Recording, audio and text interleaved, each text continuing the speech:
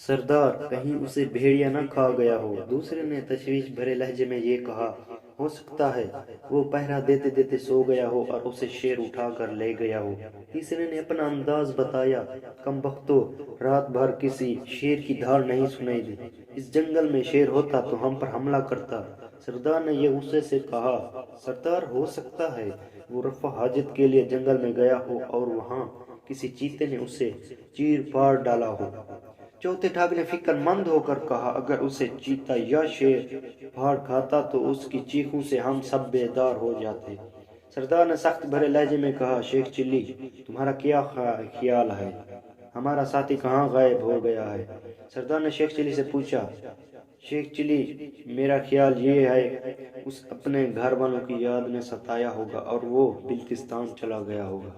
Sheikh chilli ने कहा, तुम्हारा अंदाजा दुरुस्त मालूम होता है। वो कई माह से अपने घर नहीं गया था और वो अपने बीवियों बच्चों के लिए उदास रहता था। सरदार ठाक ने सर हिलाते हुए ये कहा, खैर वो कुछ दिनों में वापस आ जाएगा, क्योंकि तुम सब की तरह उसकी रकम भी मेरे घर में महफूज है।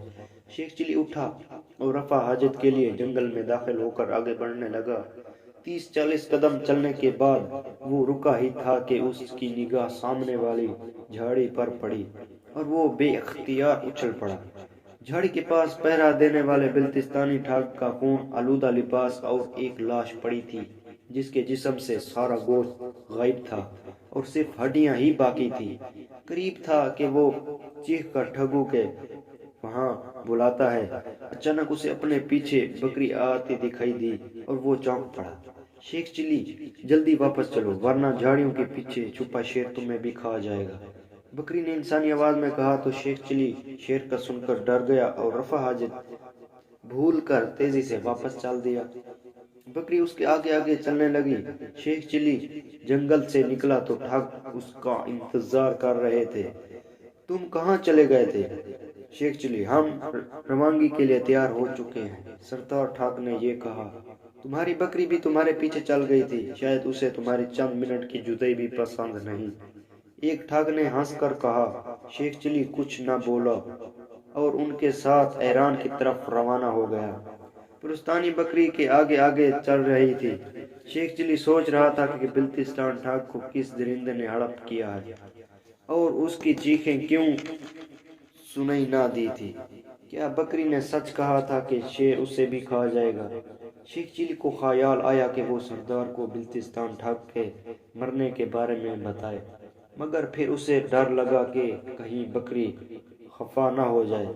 उसे यकीन हो गया कि बकरी उसके पीछे जंगल में इसलिए आई थी और कि वो ठगों को उनके साथी की लाश के बारे में बताने से उसे रोकना चाहती थी और इसलिए बकरी ने उसे शेर से डरा कर फौरन वापस चलने को कहा था।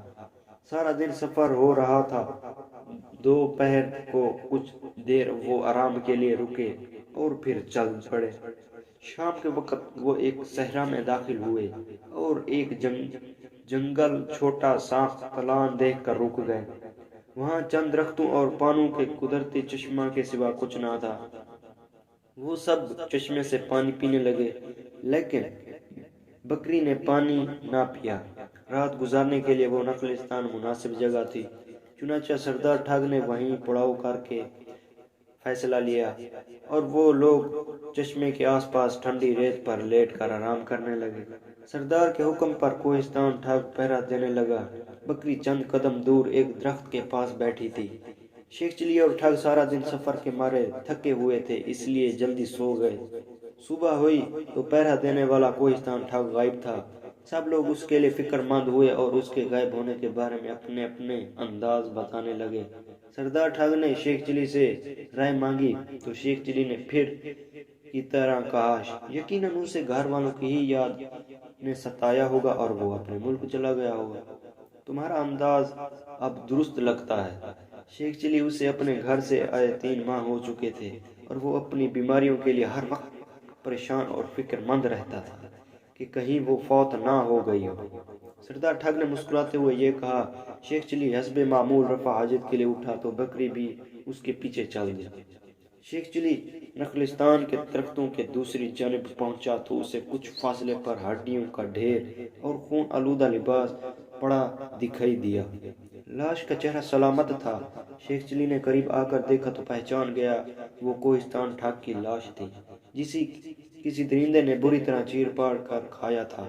शेख चिली ने सोचा कि जाकर सरदार को इतला देनी चाहिए, मगर उसी लम्हे बकरी ने इंसानी आवाज में ये कहा, खबरदार, ठगू को इसके बारे में एक लफ्ज भी नहीं बताना, वरना भेड़िया तुम्हें भी खा जाएगा। और मगर उस सहरा में भेड़िया कहाँ से आ गया? शेख चिली ने खौफजदा होकर कहा, ये मैं तुम्हें ईरान पहुंचकर बताऊंगा, उससे पहले मुझसे कोई सवाल ना करना। बकरी ने ये उसीले लहजे में ये कहा और पलट कर चल दी। शेख चिली भी वापस ठगू के पास पहुंचा तो बकरी अपनी जगह मौजूद थी। ओ शेख चिली, हमें शाम से पहले इस सहरा को अबूर करना है, सरदार ठग ने और ये कहा। तो शेख चिली ने बकरी की तरफ देखा और वो उठकर उसके आगे आगे चलने लगी। सारा रास्ता रेतला था, उनके पांव बार बार रेत में धंस रहे थे, इसलिए उनकी रफ्तार सुस्त रही। बहरहाल जो तुम करके वो शाम तक सहरा से निकल आए। कुछ फासले पर एक नहर थी जिसके किनारे घनी झाड़ियां उगी हुई थीं और नहर के पार एक जंगल नजर आ रहा था। शेख चिली और ठग नहर की पटड़ी पर पहुंचे तो काफी अंधेरा हो चुका था। शेख चिली, हमें रात यहीं बसर करने पड़ेगी, क्योंकि जंगल में दरिंदे हम पर हमला न कर दें। सरदार ने शेख चिली से यह कहा। शेख चिली को ने कोई इतराज ना किया। उसे तो ये फिक्र खाई जा रही थी कि आज रात फिर एक ठग मालूम दरिंदे की गिज़ा बन जाएगा। इसी तरह बाकी 4 ठग रह जाएंगे। अगर उसी हिसाब से ठग मरते रहे तो इसके 7 लाख दिनार डूब जाएंगे। सरदार ठग के घर में थे।